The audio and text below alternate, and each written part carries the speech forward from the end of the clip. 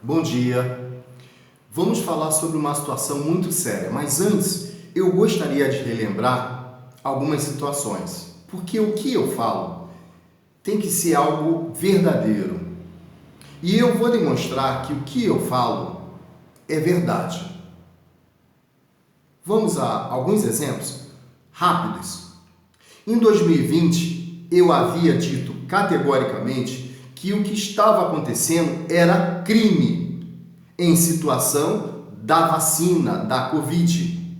Estavam se aproveitando da situação lamentável, deplorável, de milhares de pessoas morrendo para roubar dinheiro que deveria ser destinado para cuidar das pessoas, evitar a morte das pessoas. Um pouco depois, teve a CPI da Covid. Isso prova que o que eu falei lá em 2020 era verdade e é verdade. Mas, infelizmente, quantos foram presos em relação a isso? Ninguém, né? Pois é, mas não deixou de ser verdade. Agora, em 2022, será que o senhor e a senhora se lembram de um rapaz pobre, negro, que só por estar sem capacete foi colocado numa viatura da PRF e lá morreu asfixiado porque tacaram uma bomba dentro? Será que o senhor e a senhora lembram dessa cena? Eu lembro. É uma cena para que nunca esqueçamos.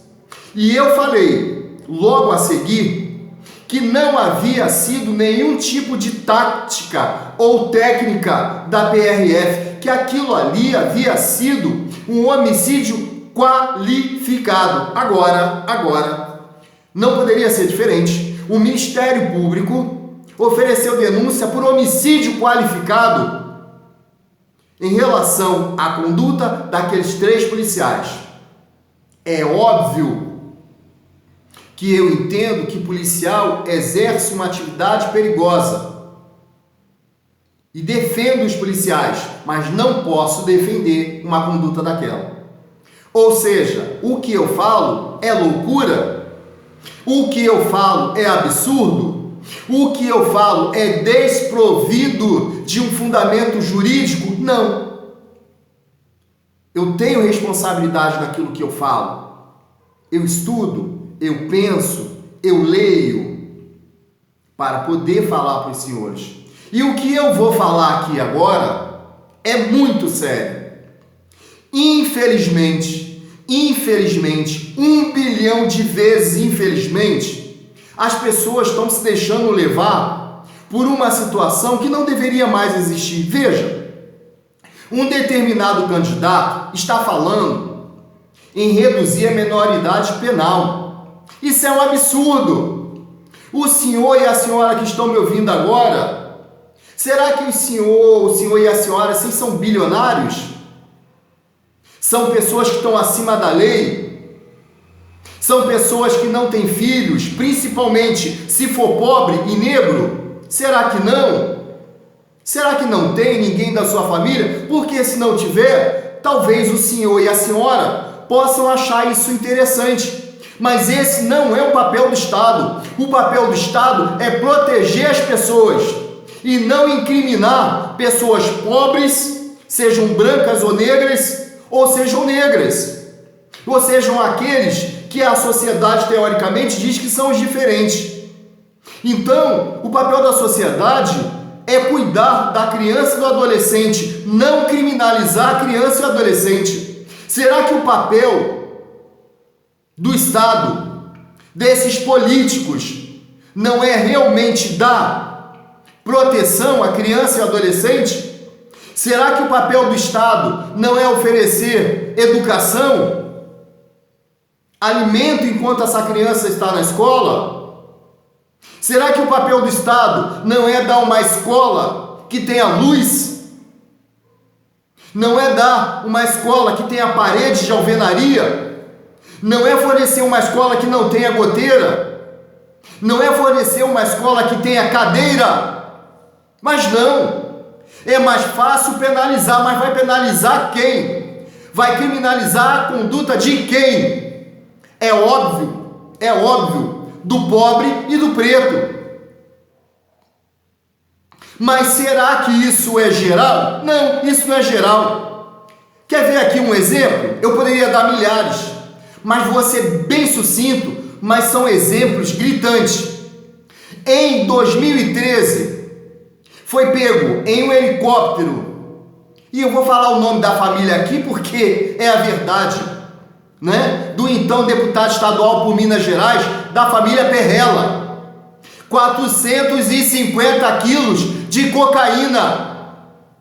450 quilos de cocaína. E disseram que foi culpa, sabe de quem? Do motorista do helicóptero, do piloto. E ele, da família Perrella, essa família que esteve envolvida também em situação de desvio de verbas.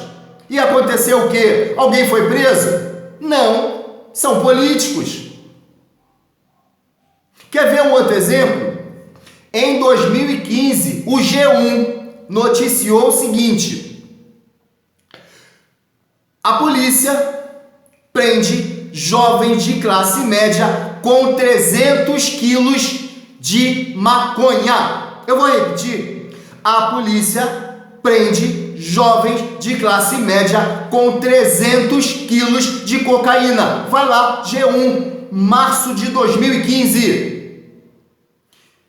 Contudo, 10 dias antes, o mesmo G1 colocou: polícia prende traficante com 10 quilos de maconha em Fortaleza. Pessoa pobre, humilde. Então raciocina comigo porque não é difícil. Se for jovem, branco, de família de classe média, não é traficante, ainda que seja pego com 300 quilos de maconha. 450 quilos. 450 quilos. No helicóptero de uma família política, aí não é traficante? Mesmo que essa família tenha essas situações de desvio de verba, inclusive de merenda. Então, quando essa pessoa, esse político, hoje, em 2022, vem falar em baixar a maioridade penal, será que o senhor e a senhora não conseguem ver que isso será só para o pobre e o preto? Será que o papel do Estado não é garantir segurança ou é mandar o senhor e a senhora comprar arma?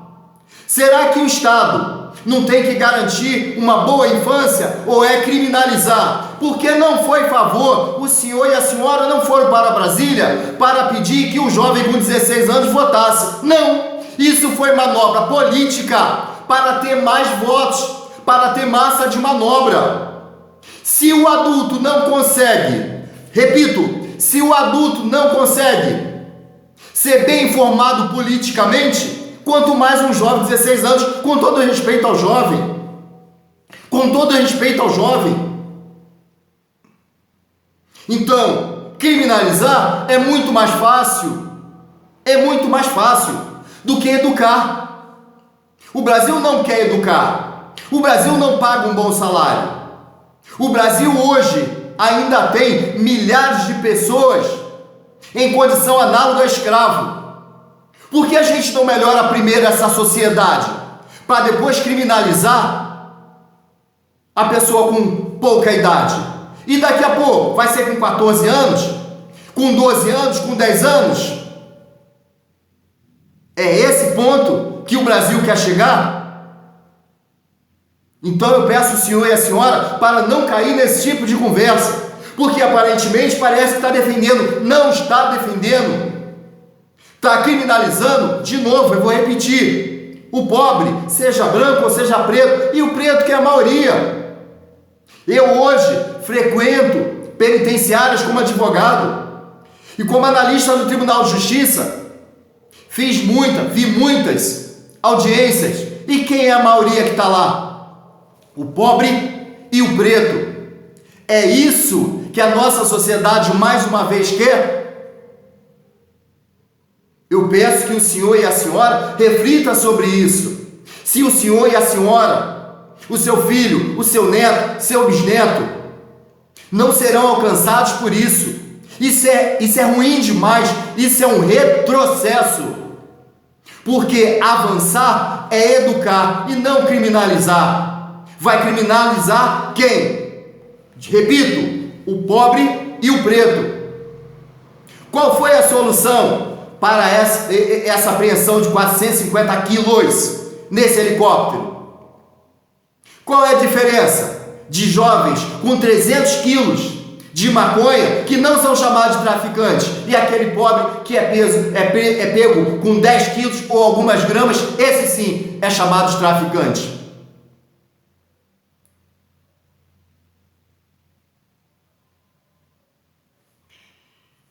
Mais uma vez, eu agradeço por essa oportunidade de estar batendo esse papo, dando esses exemplos que são fortes, mas são necessários nesse momento, para que não venhamos cair mais uma vez nessa armadilha política, que quer fazer com que as pessoas pensem que essa é a saída. Não, a saída não é criminalizar, é educar.